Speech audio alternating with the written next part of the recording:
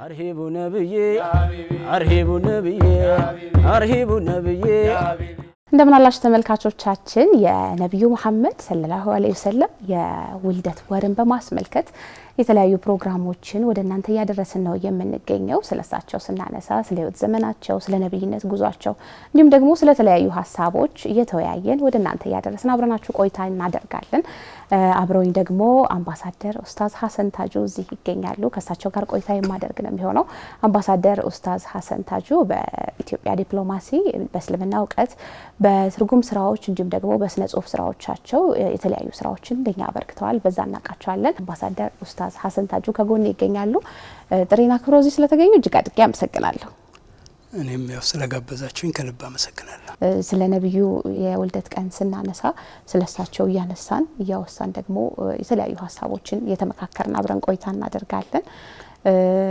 በመጀመሪያ ትንሽ ስለ መውሊድ እንበል እስኪ አመሰግናለሁ እንግዲህ በመጀመሪያ ለመላው ኢትዮጵያ ሙስሊም ማህበረሰብ እንኳን ለመውሊድ በዓል አደረሳችሁ ይልኩ መልካም ምኞቴን እገልጻለሁ መውሊድ ማለት ያው የአረበኛ ቃል ነው ትርጉሙ የውልደት ቦታ ወይም ቀን ማለት ነው በዚህ አጠቃቀም ግን ነብዩ መሐመድ ሰለላሁ ዐለይሂ ወሰለም የተወለዱበትን እለት አስበን ምንውልበትን ሁኔታ መውሊድ በመባል ይታወቃል በእኛ ሀገር የተለየ ትርጉምም አለው በእኛ ሀገር ደረጃ በየትኛውም ቦታና ጊዜ ድሆችን የተራቡትን ማጉረስና የታረዙትን ማልበስ እገዛ ማድረግ ማዕድ ማጋራት መውሊድ ነው የሚባለው በነፃ የሚደረግ ለሰዎች የሚደረግ ግብዣ መውሊድ ይባላል መውሊድ በአረበኛው احتفال بمولد النبي صلى الله عليه وسلم ይባላል احتفال ማለት ሁለት ትርጉሞች አሉት አንደኛው ትኩረት መስጠት ማለት ነው ሁለተኛ ደግሞ ለደስታ መሰባሰብ ማለት ነው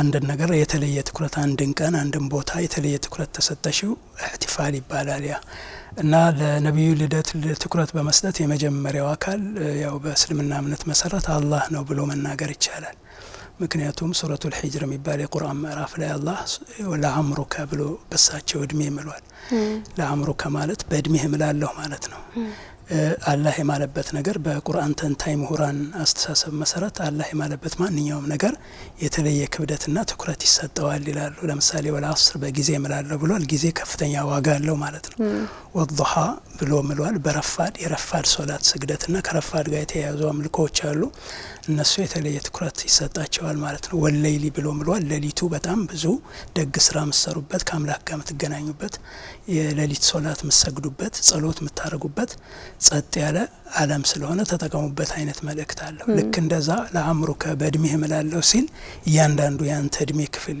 ከሰከንዷ ደቂቃዋ እስከ ህልፈት ድረስ ከፍተኛ ትኩረት ይሰጣታል ማለት ነው ስለዚህ በዚህ መሰረት እድሜ የሚጀምረው በውልደት ስለሆነ የመጀመሪያ ወደዚህ ዓለም የመጡበትን እለት አላህ Subhanahu Wa Ta'ala ትኩረት ሰጥቶታል በሌላ የቁርአን አንቀጽ ወዘኪሩም ቢአያሚላህ ይላል የአላህን ቀናት አስታውሱ ሁሌም ይላል የአላህ ቀናት የሚባሉት አላህ የተለየ ጸጋ የሰጠባቸው ቀናት ናቸው ከነዛ ቀናት መካከል አንዱ እና ዋነኛው ደግሞ መውሊድ ነው ወይም እሳቸው የተወለዱበት እለት ነው ምክንያቱም በሌላ የቁርአን አንቀጽ ወማርሰልናከ ኢላ ረህመተን ሊልዓለሚን ይላቸዋል ለዓለማት ዝነት አድርገን ይላክን ይላቸዋል ዓለማት ማለት ከአላህ ውጪ ያለ ማንኛውም ነገር ነው መላእክቱ ሰው እንስሳቱ እጽዋቱ ሁሉም ካንተ በረከት ካንተ ችሮታ ካንተ ዝነት ተጠቃሚ ነው ከመቼ ጀምሮ ምድር ከተፈጠረችበት እለት ጀምሮ ወይም ዓለም ከተፈጠረበት ጀምሮ ማለት ነው ስለዚህ መውሊድ በዚህ መልኩ ለአላህ ትኩረት ተሰጥቶታል ማለት ነው ስን መግዛት ራስን ማስተዳደር ለሊደርሺፕ የመጀመሪያው መነሻው መንገድ ነው በህይወት ዘመናቸው በነብይነት ጉዟቸው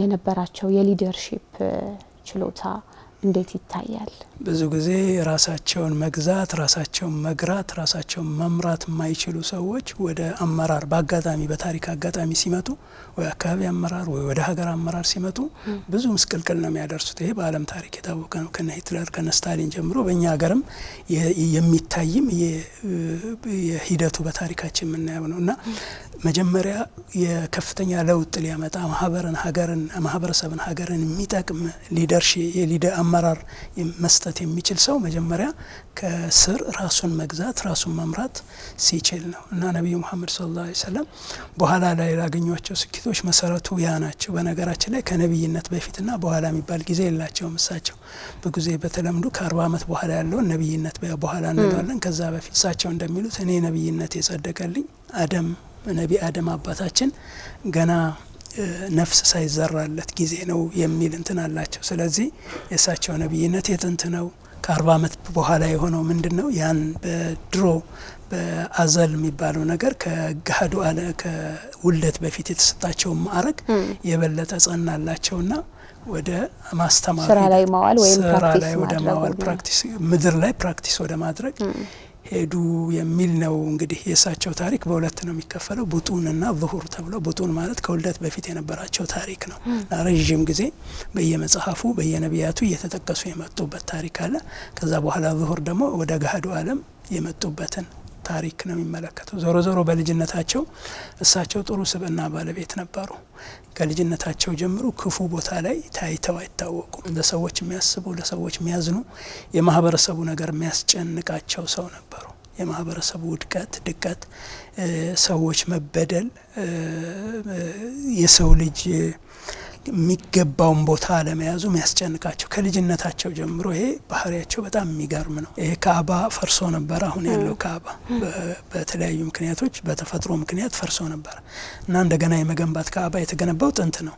እንደ ታሪክ እንደ ትውፊት ይዘውት ነው የመጡት አረቦች እንጂ በእስማኤልም በነቢ ኢብራሂምም ዘመን በእስማኤል ዘመን ነው ከዛም በፊት ነው የተገነባው። አክቹአሊ እንደውም በምድር ላይ የመጀመሪያው ቤተ አምልኮ ካዕባ ነው ይባላል። እና በፈረሰ ጊዜ እዛ ላይ የሚቀመጥ የክብር ድንጋይ አለ። የታላቁነቱ የልዕልናው ምልክት የሆነ ሐጀር አልአስወድ ይባላል። እሱን የማስቀመጡን ክብር ማግኘት ለጎሳዎች ትልቅ ነገር ነው። ትልቅ አሁን የዓለም ዋንጫ ከመውሰድም በላይ ክብር ያለው ነገር ነው። እዛ ላይ አሻራ ማሳረፍ የዛ አካል መሆን በጉጉት የሚጠብቁት ነገር ነው። ምክንያቱም በጣም ከብዙ ዘመን አንዴ የሚገኝ ነገር ነው። እና ያኔ ጎሳዎች እኩል ጉልበት ያላቸው ጎሳዎች የተለያዩ ሪዝኖችን ደርድረው ለኔ ይገባኛል አሉ። ያን ድንጋይ እዛ ላይ የማስቀመጡ ክብር ለኔ ይገባኛል አሉ። እና መጨረሻ ከፍተኛ ውጥረት ተፈጠረ እና ጦርነት ሊፈጠር ነው። ማንንም በቃ በዛ ክብር የሚደራደር አካል አልነበር። እኔ ካልነካሁት ማንንም አይነካውም አይነት ግብዝነት ውስጥ የኛ ነው። በዚህ ምክንያት የኛ ጎሳ የተሻለ ክብር አለው፣ ይሄን ያድርግ። ሌላኛው ደግሞ በዚህ ምክንያት እኔ ነኝ የምገባው። እዛ ጦር ተማዘዙ። ሊጋደሉ ሲሉ በቃ መሀል ያሉ ጥበበኛ ሽማግሌዎች በቃ ይቀር፣ ይሄ ነገር ሁላችንንም የሚጨርሰን ነው። ስለዚህ ለጊዜው ይገታና ነገ ጠዋት በአንድ ነገር እንስማማ። ይሄ ካዕባ የሚሉትን ይሄ ቦታ የተቀደሰ ቦታ ነው ብለው ያምናሉ። እና ነገ በዚህ በር መጀመሪያ የሚገባው ሰው የተመረጠ ሰው መሆን አለበትና እሱ ይዳኘን፣ ችግር የለውም አሉ። እና ሁላችሁም ትስማማላችሁ? በኋላ አሁን መፈራረም እንደሚባለው ቁጭ ብሎ አማማሏቸው እና ካዕባ መጀመሪያ የገባው ሰው እንስማማለን በቃ ከማለቅ ይሄ ይሻላል። ምክንያቱም ይሄኛውም ሺህ ሰራዊት አለው፣ ሺዎች ሰራዊት አለው፣ ያኛውም ሺህ ሰራዊት አለው። መተላለፍ ጥፋት ሊደርስ ነው። አረቦች የሚሉት አለ የጎሳ መሪ ሲቆጣ ይላሉ ድሮ በቅድመ ኢስላም 30,000 ሰይፍ አብሮት ይቆጣል። ለምን ብለው አይጠይቁትም ይላሉ። መሪው ሲቆጣ ለምንድን ነው የተቆጣ ትክክል ነው ወይ አይደለም ብሎ አይጠይቅም። 30,000 ሰይፍ አብሮት ይቆጣል ይላሉ። ምን ማለት ነው? እሱ ከተቆጣ 30,000 ሰው ሊተላለቅ ነው። ዝግጁ ነው ለምንም አይነት እና ይሞታሉ። እና ይሄ ነገር ትክክል አይደለም ተብሎ ህዝቡን የማዳን ነገር በኋላ ጧት ማን ይመጣል? ነብዩ መሐመድ ሰለላሁ ዐለይሂ ወሰለም ገና ወጣት ናቸውና ሰው በጣም ደስ አለው። ምክንያቱም ከዛ በፊት አልአሚን ነው የሚላቸው። ማህበረሰቡ ላይ ሊደር ማህበረሰቡ ላይ የሚታመን መሆን አለበት፣ የሚታወቅ መሆን አለበት። በስነ ምግባሩ፣ በማሰብ ብቃቱ፣ በማብሰልሰል ብቃቱ እና ችግር በመፍታት ብቃቱ የሚታወቅ መሆን አለበት። እና በእድሜ ልጅ ናቸው፣ ግን ሲያይ ሰው ሁሉ መሐመድማ በቃ እኮ አልአሚን ሁላቸውም ደስ አላቸው። ምክንያቱም ከዛ በፊት ማን ይመጣ ይሆን የሚል ምክንያቱም አንዱን ጎሳ የሚደግፈው መጥቶ ለአንዱ ያደላል የሚል እና ለመቀበል ተስማምተዋል። ግን የኔ ጎሳ ደጋፊ ይመጣ ይሆን የዛ ጎሳ ደጋፊ ይመጣ ይሆን የሚል ስጋት ነበራቸው። ነብዩ መሐመድ ሲመጡ በቃ ፍትህ ቦታዋን አገኘች ብለው ወሰኑ። እና ነብዩ መሐመድ ሲነገራቸው ብዙ ጊዜ አልፈጁም። በነገራችን ላይ እነዛ ቀን 2 ቀን ሲነታረኩበት የነበሩት ነገር ቁጭ ሲነግሯቸው ችግር የለውም ጨርቅ አንጥፉ አሉ። ጨርቅ አነጠፉ። ድንጋዩ እዛ ላይ ይቀመጣሉ። ሁሉም ሰብስበው ድንጋዩን አስቀመጡት። ከዛ ሁላችሁም ጨርቁን አንሱት፣ አነሱት። ሁሉም አነሱ፣ ሁሉም አሻራቸው አረፈ። ከዛ በኋላ መጨረሻዋን ደግሞ እሳቸው ወስደው አስቀመጡትና በቃ ሁላችሁም አንስታችሁታል፣ ይሄው ደርሳችኋል፣ በቃ ደረሳችሁ እና በጣም ደስ አላቸው። እና እንዲህ አይነት የሊደርሺፕ ኳሊቲ የነበራቸው ናቸው ከወጣትነት ጀምሮ። ከዛ በኋላ ነብይ ሲሆኑ እንግዲህ ራስን መግዛት ማለት ይሄ ነው። ነቢዩ መሐመድ ራሳቸውን በጣም የገዙ ሰው ናቸው። ከመጠጥ ጠጥተው አያውቁም። አስካሪ መጠጥ አያውቃቸውም። ይሄ ከመጥፎ የሆኑ ግንኙነቶች፣ ጾታዊ ግንኙነቶችም ሆነ ሌሎች አያውቋቸውም። ከመጥፎ ከግፍ ካለበት በቅድመ ኢስላም የነበረ ግብ አለ የጎሳዎች፣ እዛ ተሳትፈው ተጸይፈው ነው የኖሩት። ከዛ በላይ እንደውም ዋሻ ውስጥ እየገቡ ያስተነትኑ ነበር። የማህበረሰቡ ጣፈንታ ያሳስባቸዋል። እንደ የሰው ልጅ ለዚህ ነው የተፈጠረው። ራሱን ክብሩን ዝቅ አድርጎ ለፍጡራን የሚሰግድበት፣ በአስካሪ መጠጥ በቁማር የተዘፈቀበት፣ ማህበራዊ ማንነቱን ያጣበት፣ ሴት ልጅ ከነ ህይወቷ የምትቀበርበት፣ ሰዎች እኩልነት ያጡበት፣ ባሪያና ጨዋ፣ እከሌ ጎሳና እከሌ እየተባሉ በዘርና በቀለም የሚቧደኑበትና የሚፋጁበት የሰው ልጅ ይሄ ነው በቃ የሰው ልጅ ክብሩ ይሄ ነው የሚለው በጣም ያሳስባቸዋል። እና ሁሌም እንትን ይላሉ። በኋላ 40 ዓመታቸው ላይ ወህይ ወረደላቸው ወይም ደግሞ መልእክት ተገለጸላቸው እንዲያስተምሩ ማለት ነው። እና ማስተማር የጀመሩት ከዙሪያቸው ነው፣ ከዙሪያቸው ያሉትና ትልቁ ኳሊቲያቸው ምንድነው? የሰዎችን ክህሎት ማየት ይችላሉ። ማን የተሻለ ክህሎት አለው? እና በዙሪያቸው ጀምረው ማህበረሰባቸውን ሪፎርም ጀመሩ። ሪፎርም ማድረግ ጀመሩ። ከአስተሳሰብ እስከ እንትን ድረስ እስከ ተጨባጭ ህይወት ማለት ነው ጀመሩ። በነገራችን ላይ አንዳንድ ሰዎች ነቢዩ መሐመድ እስልምና የተስፋፋው በኃይል በምናም የሚሉት ነገር አለ። የነቢዩን ታሪክ 23 ዓመት ስናነብ በጣም የሚገርም ነገር አንድም ቦታ ላይ ኃይል አናገኝም። መካ ላይ አይዲያ ይዘው ነው የተነሱት። የሰው ልጆች ናችሁ፣ ለጣዖት ለምን እየሰገዳችሁ ራሳችሁን ዝቅ አታድርጉ፣ የተከበራችሁ ሰዎች ናችሁ። አይዲያ ነው ያመጡት። እንደዚህ ያሉ ሀሳብ ነው። የአስካሪ መጠጡ ጥሩ አይደለም። ሴትን ልጅ እንዴት በህፃንነት ትቀብራላችሁ? ኢኮኖሚያዊ ሁኔታቸውን ደግሞ ተችተዋል። ወይሉ ሊልሙጦፊፊን አለዚነ ኢዛ ክታሉ ዐለ ናስ የስተውፉን ነው። ግፍ የበዛበት የኢኮኖሚ ስርዓታቸው አንዱን ሀብታም አንዱን ድሀ፣ አንዱን በልቶ ቅንጦት ላይ ያለ አንዱን ጉርሻ ያጣ አድርጋችሁታል። ይሄ ነውር ነው ብለው ማህበረሰቡን ከኢኮኖሚውን ፖለቲካውንም ማህበራዊ ሁሉንም ተቹ። ትክክል ገዢ የሆነ ሀሳብ ይዘው በመቅረብ ነው መተማመን። ያኔ አይዲያ ይዘው ነው የተነሱት። ግፍ ይፈጸምባቸው የነበረ በሳቸውና በተከታዮቻቸው ላይ ነው። እና 13 ዓመት በዚሁ ነው ሲሳደዱ ነው። አንዴ ማዕቀብ ይጥሉባቸዋል፣ አንዴ ያጠቋቸዋል፣ አንዴ ፕሮፓጋንዳ ይሰሩባቸዋል፣ አንዴ ብዙ አይነት ግፎች ማለት ነው ይገሉባቸዋል ተከታዮቻቸውን። መጨረሻ ላይ እንዲሁም ወደ ሀበሻ በአምስተኛውና በአመተ ሂጅራ ነብይነት ላይ 5 ዓመት ምናምን እንደቆዩ ወደ ሀበሻ ዜጎቻቸውን ልከዋል ተከታዮቻቸውን። እንደው ገዛ ሀገር ሂዱ ሰላም ብታገኙ ብለው ማለት ነው። ሁለቴ ሀበሻ ስደት ተደርጓል። መዲና ላይ የተነገረ የቁርአን መልእክት አለ ላ ኢክራሀ ፊዲን የሚል በሃይማኖት ማስገደድ የለም ነው። ሰው ለእንትን ቀድ ተበየነ ሩሽዱ ሚነል ገይ ነው። ቅኑ ጎዳና መጥፎ ጎዳና የሚለው ሰው ህሊና አለው ራሱ ይታወቃል እኮ አይደል? ሰው ህሊናው ራሱ ይነግረዋል። ስለዚህ ሰዎች አምነው ነው መከተል ያለባቸው እንጂ የትኛውን እምነት ተገደው አይደለም። በዛ የተነሳ ነጻ ፈቃዳቸው ተጠብቆ ነው። ግን በሀገር ጉዳይ ግን ክህደት መፈጸም ከሌላ ወገን ጋር መወገን ማለት ያ የሀገር ክህደት ወንጀል ነው የሚሆነው። በዛ መልኩ ነው ማህበረሰቡን ያስተናገዱት። ከዛ የተነሳ ነው ጎረቤቶቻቸው አይሁዶች ነበሩ፣ እዛ ነጅራን ክርስቲያኖች ነበሩ። በሃይማኖት ይወያያሉ። ሱረቱል ካህፍ ላይ ምን ላይ የተነገሩ ቁርአን ውስጥ የተነገሩ ውይይቶች በአጠቃላይ ሃይማኖታዊ እንትኖች ናቸው። ሃይማኖታዊ ውይይቶች አድርገዋል። ግን በፍጹም አንዳቸውም ላይ እንትን የለም። በጣም ጥንቁቅ ናቸው ከአመራር ጋር ማለት ነው። በዚህ መልኩ ነው እንትን ያሉት። ከዛ በኋላ የተደረጉ ውጊያዎችን ብናይ ምክንያታቸው ሃይማኖታዊ አይደለም። ሃይማኖታዊ ማለት የሃይማኖትን ሰው ለመጫን ለማስገደድ አይደለም። የበድር ጦርነት ብትይ ንብረት የማስመለስ ሙከራ ነበር። ተገፈው ተዘርፈው ነበር የወጡት። ዘራፊዎቻቸው ቅፍለቶቻቸው ሲያልፍ እሱን ለማስመለስ ነበር የሄዱት። አጋጣሚ ጦርነቱ ተደረገ። ኡሁድ የሚባለው ጦርነት ብትይ የብቀላ ጦርነት ነው። እነዛ እንትኖች ሙሽሪኮቹ ወይም መካውያን ሊበቀሏቸው መጣው ነው ጦርነት የተደረገው። በዛ የተነሳ ሙሉ የነብዩ መሐመድ ከሙዕታ ጦርነት ውጪ አብዛኞቹን ውጊያዎች ብታያቸው በመዲና ዙሪያ ነው የተደረጉት። በነሱ ውጊያዎች ዙሪያም በነበረበት ጊዜ ላይ የተለያዩ ቻሌንጆች ነበሩ፣ ያጋጠሟቸው ተግዳሮቶች ነበሩ ውጊያው ተጀምሮ እስኪያልቅ ድረስ። በዛ መሀልም ደግሞ የእሳቸውን ያመራር ጥበብ በብዙ ምሳሌዎች ማንሳት እንችላለን። ብዙ ጊዜ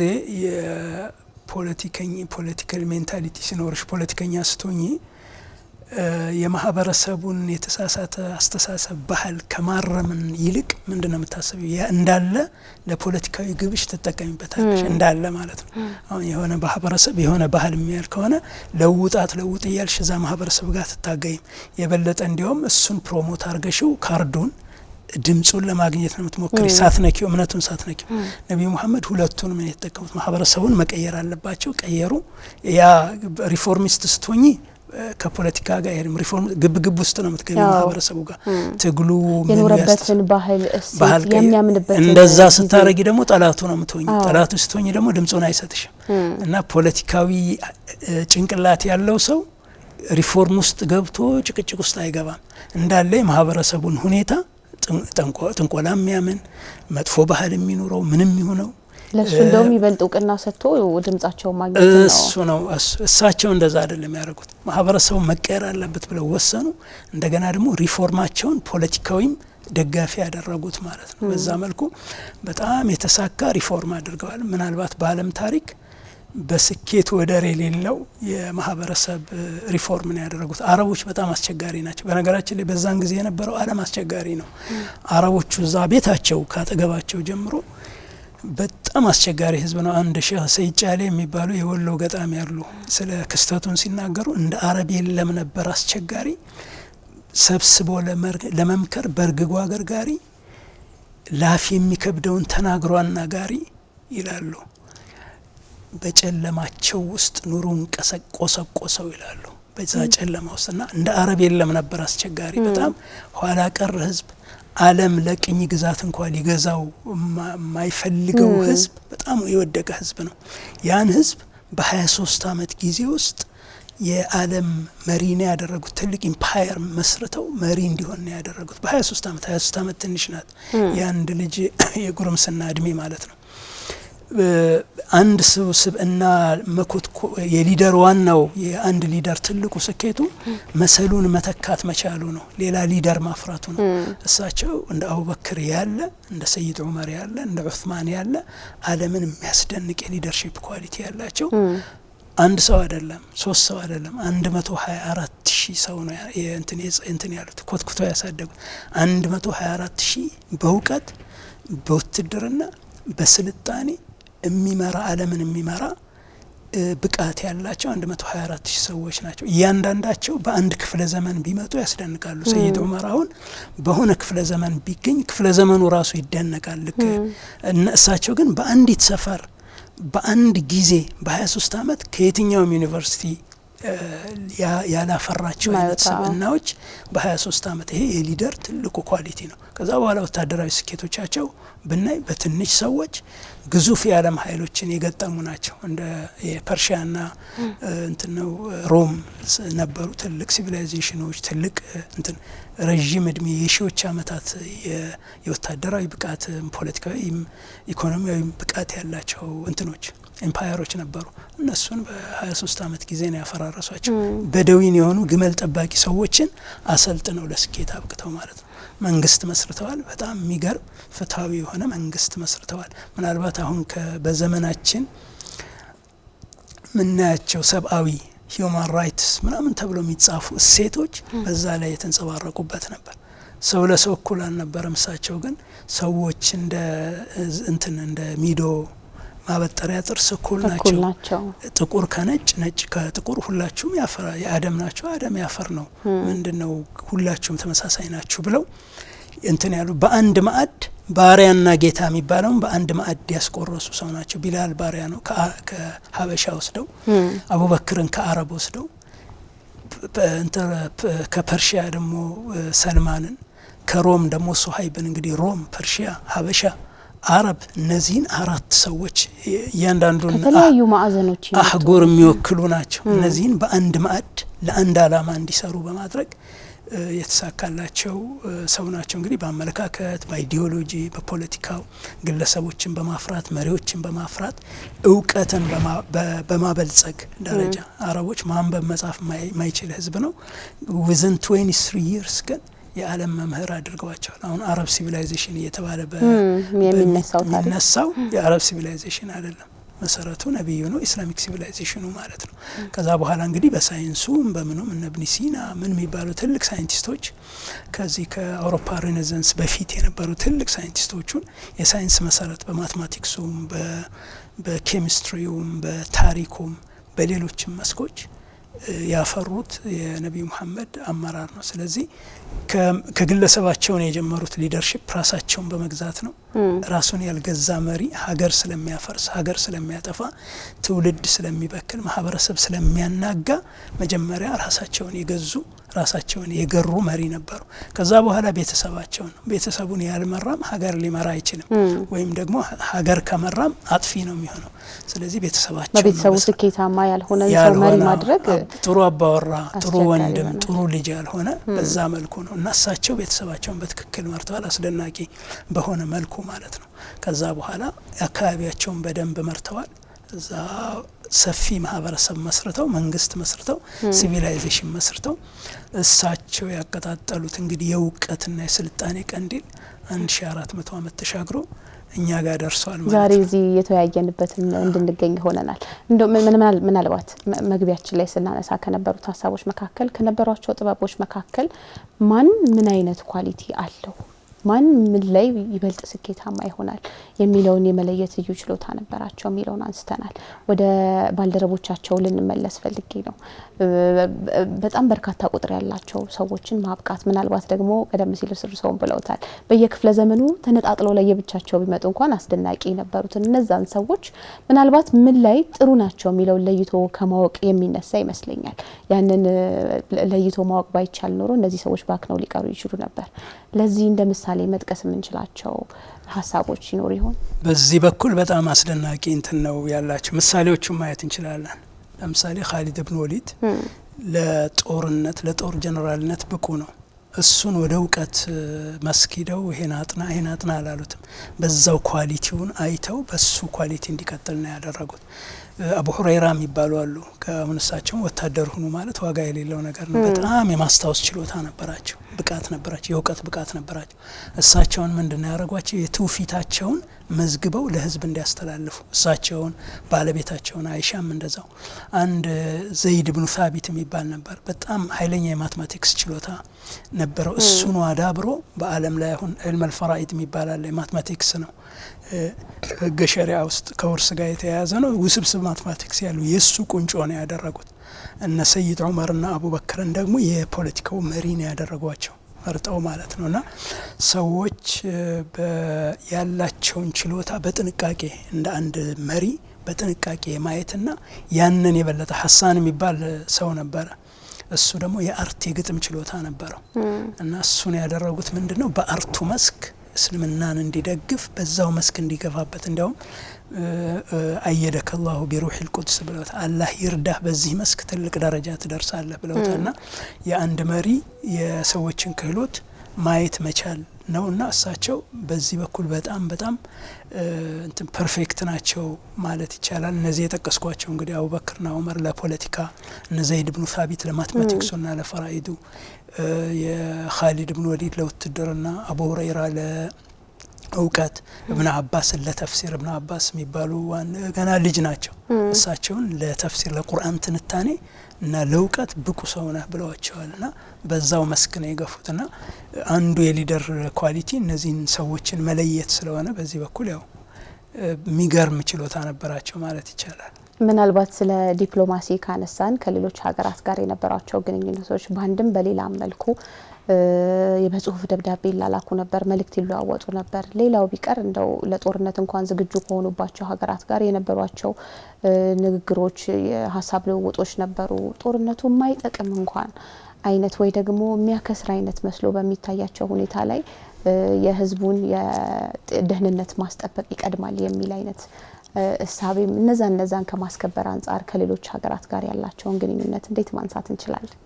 ያው ለሰላም ከፍተኛ ዋጋ ነው የሚሰጡት። ከሰላም የተነሳ ለሳቸው ጎጂ የሚመስሉ ስምምነቶችን ቢሆኑ ለሰላም የተከፈሉ ዋጋ አድርገው ይወስዷቸዋል። ለምሳሌ በዚህ ረገድ ሁደይቢያ የሚባል ስምምነት ነበረ። መካ የራሷን የቻለች ሀገር ነበረች። አሁን ነው ሳኡዲ አንዱ የጋራ የሆነው።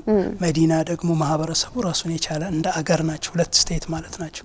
ከነሱ ጋር ለ10 አመት የሰላም ስምምነት እንዲደረግ ከፍተኛ ዋጋ ከፍለዋል። ለምሳሌ በመጀመሪያ ደረጃ ካዕባን ሂዶ መዘየር ጠላትም ቢሆን የአባት ገዳይም ቢሆን አይከለከልም፣ ሃይማኖታዊ ቦታ ስለሆነ እና እሱን እንዳትዘይሩ ሲሏቸው በቃ ለሰላም ሲባል አንሄድም ብለው ፈርመዋል።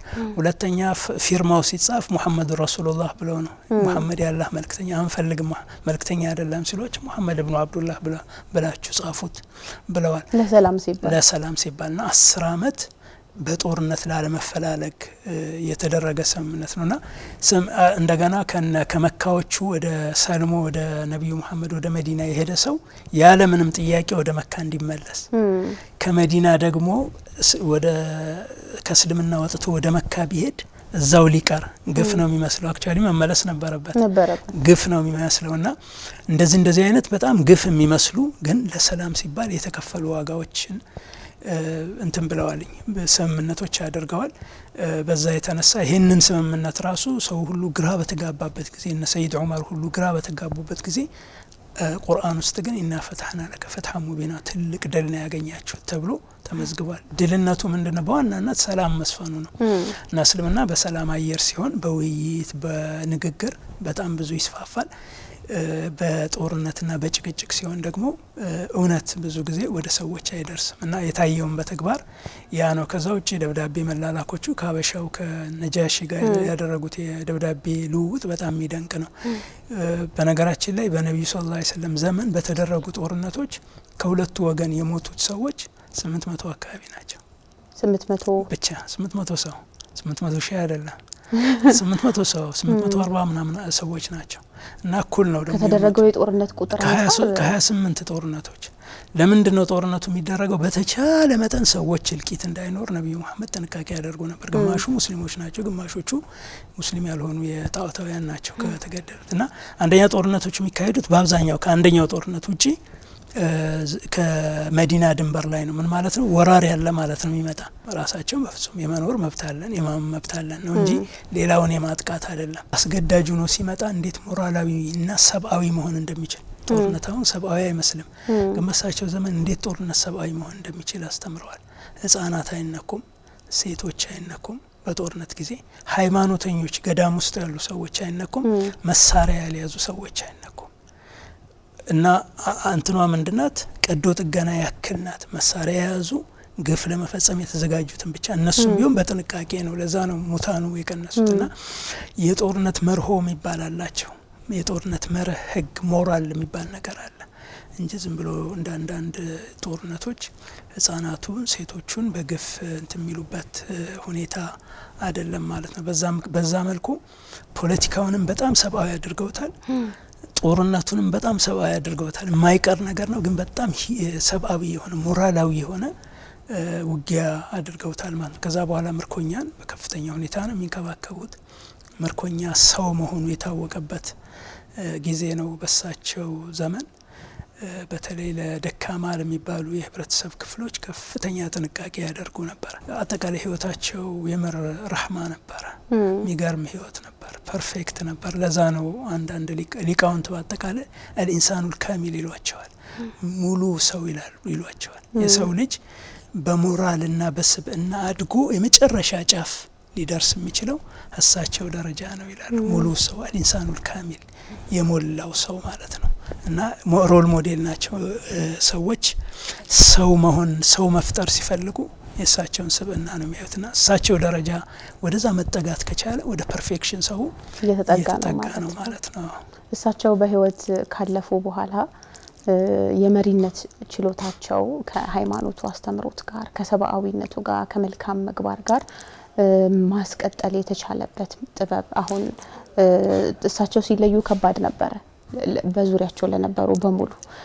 ግን ደግሞ ስለ ሊደርሺፕ ስናነሳ መቀጠል አለበት። ህዝቡ፣ ሀገሪቷ፣ ንግዱም እያንዳንዱ ነገር ባለበት ሆኖ መቀጠል አለበት። ያንን በማስቀጠል ረገድ እሳቸው የሉም፣ የእሳቸው ግሳጼ የለም። ግን ደግሞ ቃላቸው ያስተማሩት ቀርቷል። ምን ያህል ኢፌክቲቭ ነበር ማለት እንችላለን? አንድ ትልቅ ሰው በተለይ በጣም እሳቸውን ያክል ተጽዕኖ ያለው ሰው ሲሄድ የሚፈጠረው ክፍተትና ድንጋጤ ከባድ ነው። ያ ለቀናት ድንጋጤ ፈጥሮ ነበር። ሰው ዓለምን ያለሳቸው ማሰብ አይችልም። ህይወትን በአጠቃላይ እሳቸው ሄዱ ማለት ዓለም ጨለመች ማለት ነው። አልፈዋል ተብሎ ተነገረ፣ ከፍተኛ ዓለም ጨለመችባቸው። በኋላ አንድ መሀል ላይ ሁሌም በችግር ጊዜ የሚወጣ ጀግና አለ እና ሰይድ አቡበክር እሳቸው የመጀመሪያ ኸሊፋ ቆሙና ነቢዩ መሐመድ ሰው ናቸው እንደሚሞቱም እናውቃለን፣ ለምን አዲስ ትሆናላችሁ ብለው የቁርአን አንቀጽ አንብበው ሞተዋል፣ አሁን ስርዓት ማስያዝ አለብን ነገሩን ብለው ወዲያውኑ ስብሰባ ተቀመጡና እሳቸው ኸሊፋ ተደረጉ። እና ኳሊቲም ነበራቸው ነቢዩ ሰለላሁ ዐለይሂ ወሰለም፣ ምልክትም ነበረ። የሊደር ብዙ ከባባድ ጉዳዮችን ለሳቸው ይሰጧቸው ነበር። የሊደርሺፕ ኳሊቲ ነበራቸው። ረዥም ጊዜ ደግሞ አብረዋቸው ነው የኖሩት። ከልጅነት እስከ እውቀት ድረስ አብረው ነው የተጓዙት አቡበክር ጋር።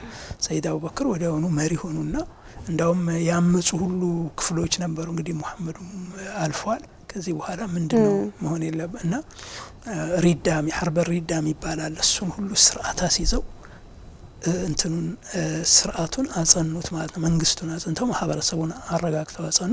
ከዛ በኋላ ከሳቸው የተረከቡት ዑመር ደግሞ በጣም ስትራቴጂክ የሆኑ መሪ ናቸው።